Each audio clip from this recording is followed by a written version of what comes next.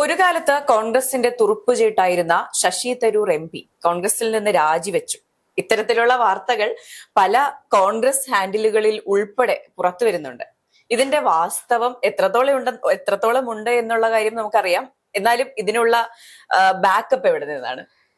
ഈ ഒരു പോസ്റ്റർ ഞാൻ കാണുന്നത് റിപ്പോർട്ടർ ടിവിയുടെ ലോഗോ വെച്ചുകൊണ്ട് ഒരു സൈബർ ഹാൻഡിൽ UDFന്റെ ഒരു സൈബർ ഹാൻഡിലിൽ നിന്നാണ് ഞാൻ ഈ ഒരു കാർഡ് കാണുന്നത്. കാർഡ് കണ്ടപ്പോൾ ഞാൻ ആദ്യം രാജിവെച്ചു, സ്വാഭാവികം എന്നാൽ അല്ലെങ്കിൽ സ്വാഭാവികം ഇത് പ്രതീക്ഷിച്ചിരിക്കുകയാണ്, നമുക്ക് പ്രത്യേകിച്ച് ഞെട്ടലിന്റെ ആവശ്യമില്ല എന്നുള്ളതാണ്. പക്ഷേ അത് കഴിഞ്ഞ് അതിന്റെ താഴേക്ക് ഞാൻ ഇതിന്റെ സത്യാവസ്ഥ എന്താണെന്നുള്ളത് അന്വേഷിച്ച് ചികഞ്ഞു പോയപ്പോഴാണ് ഇങ്ങനെ ഒരു വാർത്ത ഇല്ല, അത് വ്യാജമാണ് എന്നുള്ളത് മനസ്സിലാക്കാൻ സാധിച്ചത്.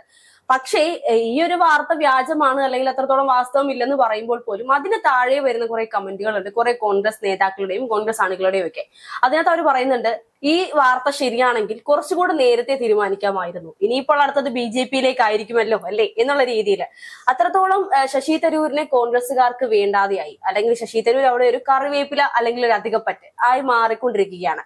അതിനപ്പുറത്തേക്ക് ശശി തരൂരിനെ ഇനി BJP-യിൽ കാണാം, മോദി സ്തുതിയുമായി മുന്നോട്ട് പോകുന്നത് കാണാമെന്ന് പലരും ഇന്നും പ്രതീക്ഷിച്ചുകൊണ്ടിരിക്കുന്നുണ്ട്. അതുകൊണ്ട് തന്നെ ഈ ഒരു വാർത്ത കണ്ടപ്പോൾ എനിക്കുണ്ടായത് എന്തായിരുന്നു അതേ റിയാക്ഷൻ തന്നെയായിരിക്കും മറ്റുള്ളവർക്ക്. പ്രത്യേകിച്ച് ഞെട്ടലിന്റെ ഒന്നും ആവശ്യമില്ല എന്നുള്ളതാണ്. നമ്മൾ കഴിഞ്ഞ ദിവസം കണ്ടൊരു വാർത്തയുണ്ടായിരുന്നു, SIR-നെതിരെ കോൺഗ്രസിന്റെ ഒരു യോഗത്തിൽ ശശി തരൂരിനെ ക്ഷണിച്ചിട്ടും ശശി തരൂർ ചെന്നില്ല എന്നുള്ളത്. ക്ഷണിച്ചിട്ടും എന്ന് എടുത്തു പറയാൻ കാരണം ബീഹാർ ഇലക്ഷനുമായി ബന്ധപ്പെട്ട് ശശി തരൂർ പറഞ്ഞിരുന്നു, എന്നെ അവിടെ ക്ഷണിച്ചില്ല, അതുകൊണ്ട് ഞാൻ പോയില്ല, തെരഞ്ഞെടുപ്പുമായിട്ട് ബന്ധപ്പെട്ട് ഒന്നിനും ഞാൻ പ്രവർത്തിച്ചിരുന്നില്ല. അതിന്റെ ഒരു ഇന്നർ മീനിങ് ശശി തരൂർ അവിടെ ചെല്ലാതിരുന്നത് കൊണ്ട് കോൺഗ്രസ് തോറ്റു എന്നാണ് നമുക്ക് മനസ്സിലാക്കാൻ സാധിക്കുന്നത്. അപ്പോൾ അതുകൊണ്ടായിരിക്കാം കോൺഗ്രസ് പാർട്ടി ഈ ഒരു യോഗത്തിലേക്ക് ശശി തരൂരിനെ പ്രത്യേകം ക്ഷണിക്കുന്നത്. അല്ലാതെ മറ്റാരെയും ക്ഷണിച്ചുകൊണ്ടൊരു യോഗമൊന്നും കോൺഗ്രസിൽ നിന്ന് നടത്തുന്നത് നമ്മൾ കണ്ടിട്ടില്ല. പക്ഷെ ശശി തരൂരിന് പ്രത്യേക പരിഗണനയാണ്. എന്നിട്ടും ശശി തരൂര് സുഖമില്ല, ജലദോഷവും ചുമയും ഒക്കെയാണ് എന്നുള്ള കാരണമൊക്കെ പറഞ്ഞുകൊണ്ട് പോവാതിരിക്കുകയും പിന്നീട് അദ്ദേഹം മോദിയുടെ ഒരു പ്രസംഗത്തിൽ ആ ഒരു വേദിയിലിരിക്കുന്നതും അതുമായി ബന്ധപ്പെട്ട് കുറച്ച് ചിത്രങ്ങൾ പങ്കുവെക്കുന്നതൊക്കെ നമ്മൾ കണ്ടിരുന്നു. അതിന് കൂടെ തന്നെ മോദി പറയുന്നുണ്ട്, കോൺഗ്രസിലെ കുടുംബവാഴ്ചയെ കുറിച്ചും അല്ലെങ്കിൽ കേരളത്തിലെ കോൺഗ്രസിനെ കുറിച്ച് കുറ്റപ്പെടുത്തിക്കൊണ്ട് പറയുന്ന ചില പ്രസംഗത്തിന്റെ ചില ഭാഗങ്ങൾ കൂടി ശശി തരൂർ ഇത്തരത്തിൽ ശശി തരൂർ ഒരു കറിവേപ്പിലയാകാൻ കാരണം അദ്ദേഹം തന്നെയാണ്. അദ്ദേഹം കോൺഗ്രസിൽ ഏറ്റവും വലിയ സ്ഥാനം ഉണ്ടായിരുന്ന ഒരു വ്യക്തിയാണ് ശശി തരൂർ. ഒരു കാലത്ത് യുവാക്കളെ പിടിച്ചു നിർത്തിയ, കോൺഗ്രസിലേക്ക് യുവാക്കളെ പിടിച്ചു നിർത്തിയ ഒരു ഉജ്ജ്വല നേതാവ് കൂടിയായിരുന്നു അദ്ദേഹം.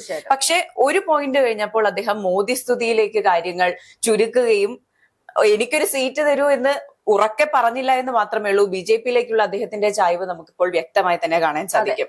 എല്ലാ കാലത്തും നെഹ്റു കുടുംബത്തെയും ഗാന്ധി കുടുംബത്തെയും അധിക്ഷേപിക്കുന്ന തരത്തിലുള്ള പ്രസ്താവനകൾ അദ്ദേഹം നടത്തുന്നുണ്ട്, ഇപ്പോഴും നടത്തുന്നുണ്ട്.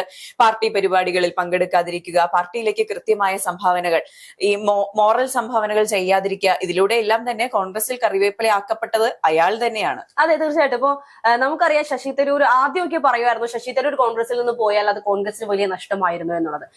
അന്ന് അത് കോൺഗ്രസ് നേതാക്കളും അംഗീകരിച്ചിരുന്നു. പക്ഷെ ഇന്ന് കോൺഗ്രസ് നേതാക്കൾ പറയുന്നത് ശശി തരൂർ ഇല്ലെങ്കിലും കോൺഗ്രസ് മുന്നോട്ട് പോകും, ഒരുപക്ഷെ ശശി തരൂർ ഇല്ലാതിരിക്കുന്നതാണ് കോൺഗ്രസ് എന്തുകൊണ്ടും നല്ലത് എന്ന്. ഇപ്പോഴും ശശി തരൂരിന്റെ ഹിപ്പോക്രസിയാണ് എല്ലാവരും എടുത്തു കാട്ടുന്നത്. ഇവിടെ നിന്ന് അവിടെ അവർക്ക് വേണ്ടി പണിയെടുക്കുന്നതിലും ഭേദം ഇവിടെ നിന്ന് പോകൂ എന്ന് തന്നെയാണ് എല്ലാ നേതാക്കളും ആവശ്യം പറഞ്ഞുകൊണ്ടിരിക്കും. ഇപ്പൊ ശശി തരൂരിന് വിശ്വപൗരൻ എന്നൊരു സ്ഥാനം നൽകുമ്പോൾ, അല്ലെങ്കിൽ വിശ്വപൗരനെ പോലൊരു വ്യക്തി നമ്മുടെ കോൺഗ്രസിലുള്ളത് വലിയൊരു കാര്യമായിരുന്നു എന്ന് പറഞ്ഞുകൊണ്ട് വലിയ സ്വീകാര്യത നടത്തിയിരുന്ന, അല്ലെങ്കിൽ തിരുവനന്തപുരത്ത് നിന്നും MP ആയി ശശി തരൂർ വിജയിച്ചു വരുമ്പോൾ വലിയ സ്വീകരണം നടത്തിക്കൊണ്ടിരുന്ന കോൺഗ്രസ് ഇന്ന് അതൊരു തലവേദനയായി മാറിക്കൊണ്ടിരിക്കുകയാണ്.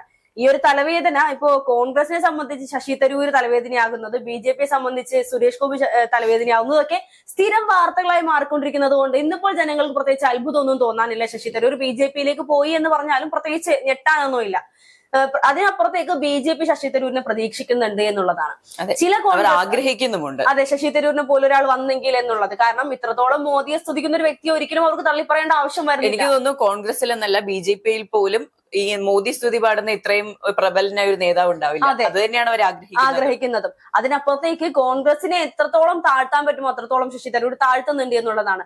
ബീഹാറിലെ തെരഞ്ഞെടുപ്പുമായി ബന്ധപ്പെട്ടുകൊണ്ട് രാഹുൽ ഗാന്ധി വോട്ട് ചോരി ആ ഒരു വിഷയവുമായി ബന്ധപ്പെട്ട് വലിയ രീതിയിൽ പ്രസ് മീറ്റ് കാര്യങ്ങളൊക്കെ ആയിട്ട്, അല്ലെങ്കിൽ വലിയ സമരങ്ങൾ പോലെയൊക്കെ മുന്നോട്ട് പോകുമ്പോൾ എന്തിനെക്കുറിച്ചും ഫേസ്ബുക്കിൽ പോസ്റ്റ് എഴുതുന്ന, അല്ലെങ്കിൽ എന്തിനെക്കുറിച്ചും ലേഖനം എഴുതുന്ന വിശ്വപൗരൻ ആ ഒരു വിഷയത്തെക്കുറിച്ച്, അല്ലെങ്കിൽ ആ ഒരു വിഷയം മാത്രമല്ല BJP-ക്കെതിരെ എന്തൊരു വിഷയം വന്നാലും അതിനെക്കുറിച്ച് രണ്ടുപേര് കുറിക്കുന്നത് നമ്മൾ കാണാറില്ല. അതിൽ നിന്ന് നമുക്ക് മനസ്സിലാക്കാൻ സാധിക്കുന്നത് ബിജെപിയുടെ തെറ്റായ ഭാഗത്തെ ഒരിക്കലും അദ്ദേഹം തുറന്നു കാണിക്കാൻ ശ്രമിക്കുന്നില്ല എന്നുള്ളതാണ്.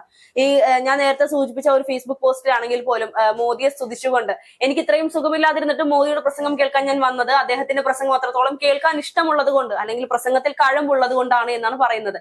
അതിനർത്ഥം കോൺഗ്രസ് കൊള്ളരുതാത്ത ഒരു പാർട്ടിയാണ്, കോൺഗ്രസിന് കേരളത്തിൽ നിന്നല്ല ഇന്ത്യയിൽ ഒട്ടാകെ ഉണ്ടാവാൻ പാടില്ല എന്ന് പറഞ്ഞുകൊണ്ടാണ് വരുന്നത്.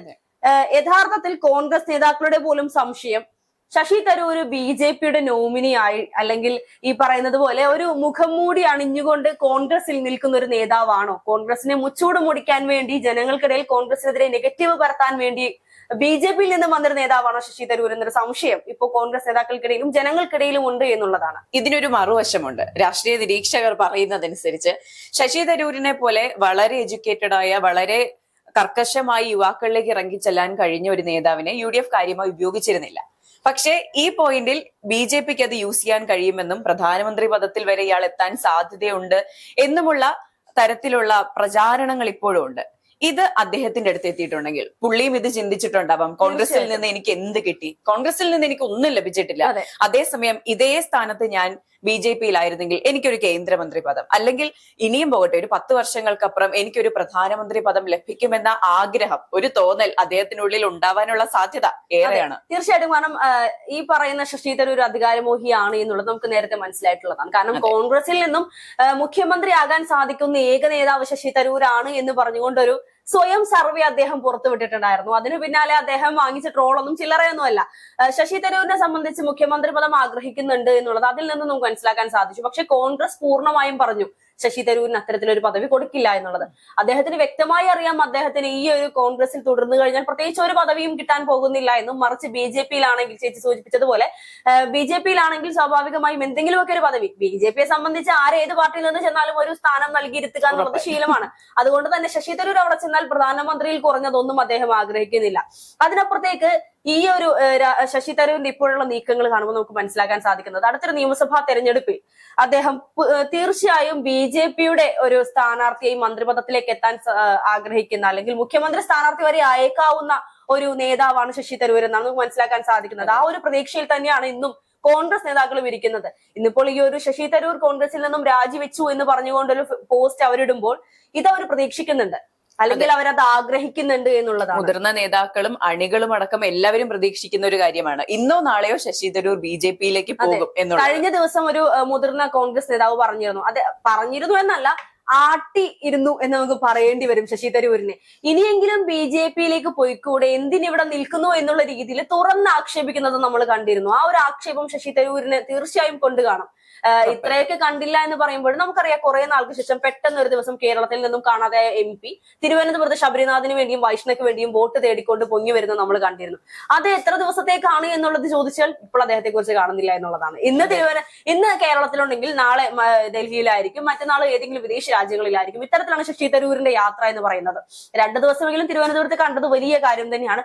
അതുകൊണ്ട് തന്നെ ശശി തരൂരിനെ ഇനി ഒരു തവണ കൂടി മത്സരിപ്പിക്കാൻ, നിയമസഭയിലാണെങ്കിലും മത്സരിപ്പിക്കാൻ കോൺഗ്രസ് മടിക്കുമെന്നും, അതേ സാഹചര്യത്തിൽ അതേ സ്ഥാനം നൽകിക്കൊണ്ട് അല്ലെങ്കിൽ അതിനേക്കാൾ ഒരുപടി മുകളിലെ സ്ഥാനം നൽകിക്കൊണ്ട് BJP ശശി തരൂരിനെ മത്സരിപ്പിക്കുമെന്നുള്ളത് നമുക്ക് ഉറപ്പിച്ച് അല്ലെങ്കിൽ നമ്മൾ പ്രതീക്ഷിച്ചിരിക്കേണ്ട ഒരു കാര്യം തന്നെയാണ്.